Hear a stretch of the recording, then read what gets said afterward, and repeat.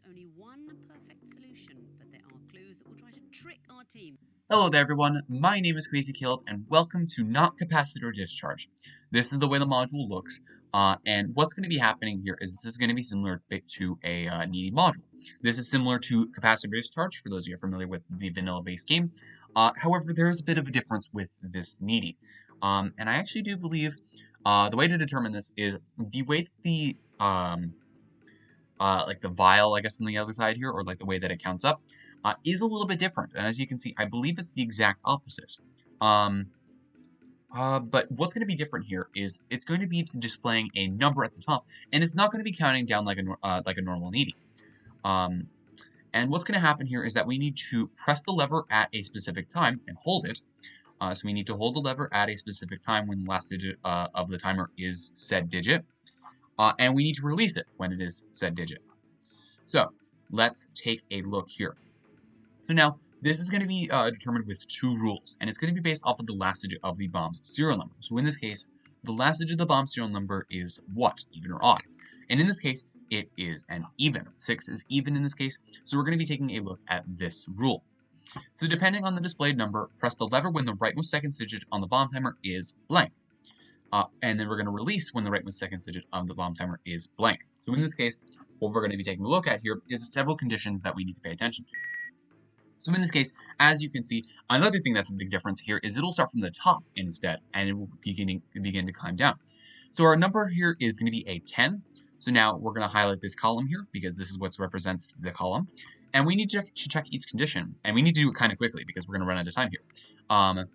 We have exactly 4 batteries. So we're going to hold it on a 9, and the solve condition is going to be very important. This pays attention to solve modules for this specific step, and we currently have 0 to 2 solve modules, so we're going to hold on a 9 and release on a 1, if I can get it in time.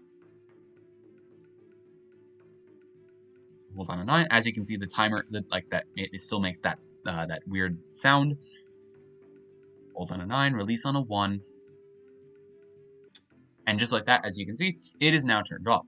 But it's very important that you make sure that you pay attention to which case that you get, because sometimes you can get really, really annoying cases like these, where you have to pay attention to the solve modules. This is why I packed up a bunch of hitmans with me, because of the fact that we might be changing solves here in a moment. So, but with the last digit of the serial number is odd, which I will hopefully load up a different example here, this is going to be referring to different conditions of edge work. And I believe it's only going to be the first one that applies.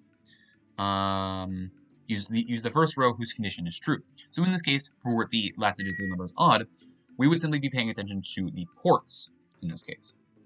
And then the serial number. And this one actually stays consistent the entire time, except for the column, which keep in mind you need to pay attention to. So now we're going to be taking a look at this again. We have 52 as our number. In this case, that corresponds to this range. And it corresponds to this range. I have not solved any new modules, so we are not going to be changing this. So it's going to be hold on 6, release on 3. This is always going to be corresponding to the rightmost digit. And just like that, we're good to go. Now, I don't think there's any specific thing that's like if you hold it for over 10 seconds, it'll give you a strike. It's just making sure that you release it on the right digit. So just keep that in mind. Now, let's solve some stuff real quick. Pavarti. Let's see, Bradley, it's Dimitri. Agent Rhodes. This is where is he?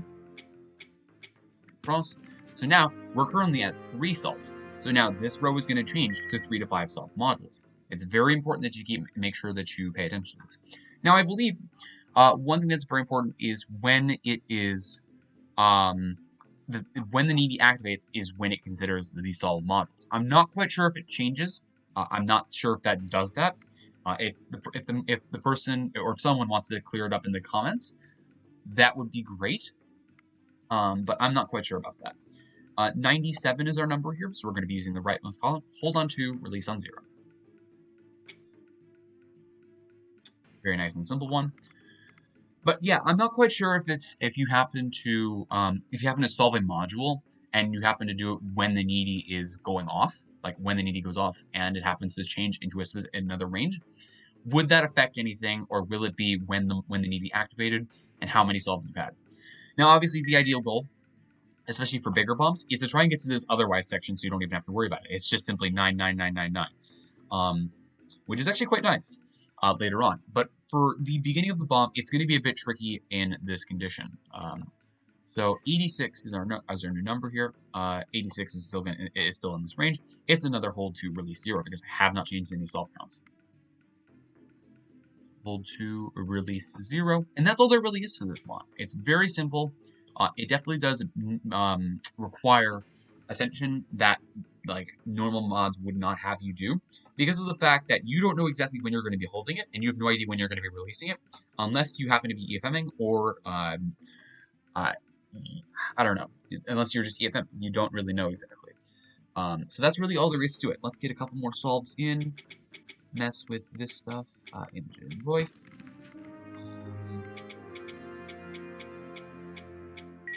Okay, so we're at 4 solves when this need to be activated. So let's go 91. It's going to be the exact same range. Hold 2, release 0. That's good to go. Let's get some more solves. Where is she? Ludmila Petrova. There we go. That's 5 solves. Let's get one more. To Davis. Okay, we just reached 6 solves now, so we're going to go down to the next row here, and this is what's going to be applying here. And then I'm going to load up another one with some odd examples, with the last digit of the serial number being odd, just to give you some perspective on what these rules are. Now, one thing that's a bit weird is the otherwise cases, and this actually gives you a lot of freedom to choose whichever number you want to. So, for example, it can be any, it can be prime, it can be even, it can be odd, or it might be limited to the first digit of the serial number, which in this case, if the serial number contains no digits, simply use 0. That's if you're using a serial number modifier, which I would advise against, personally speaking. But obviously, you are able to do whatever you want. So it's going to be a hold on 1 and release on 5. So this one's a bit longer. Since our number was 29. Okay? And now I'd say let's solve the bomb. Eric Soder. So let's load up one more example. I want to get an odd digit case because of the fact that I want to be able to explain each individual condition, although they're basically the exact same thing. And that's really all there is to it. The odd case is definitely a lot easier because it stays consistent and you do not have to change each of the individual rows.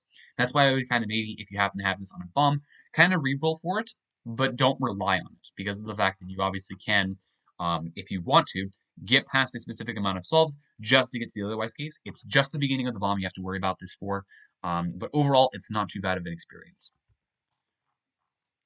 So let's get one more example loaded up. I will reload for this, and I will lessen the amount of hitmans I have. So let's go 3, for example, and let's load up one non-capacitor discharge.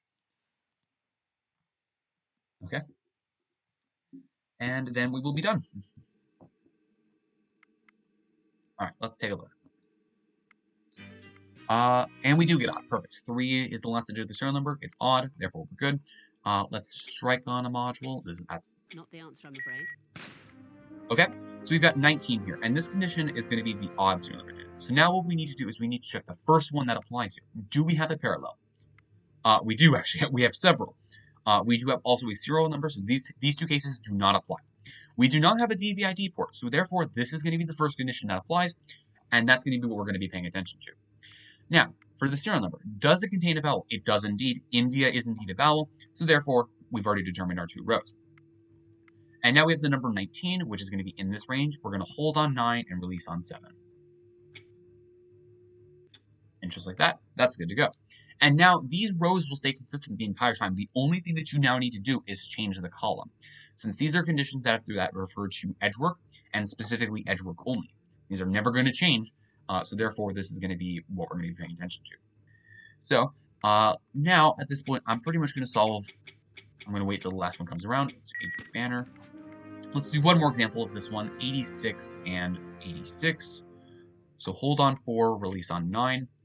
And it's always going to be this hold release sort of fashion. Hold 4, release 9. Okay, we're good to go. Another agent. This is Agent Montgomery. And just like that is a solved bomb. As always, thank you guys for watching. Remember to stay crazy, stay cool, and I will see you guys in the next one. Bye-bye.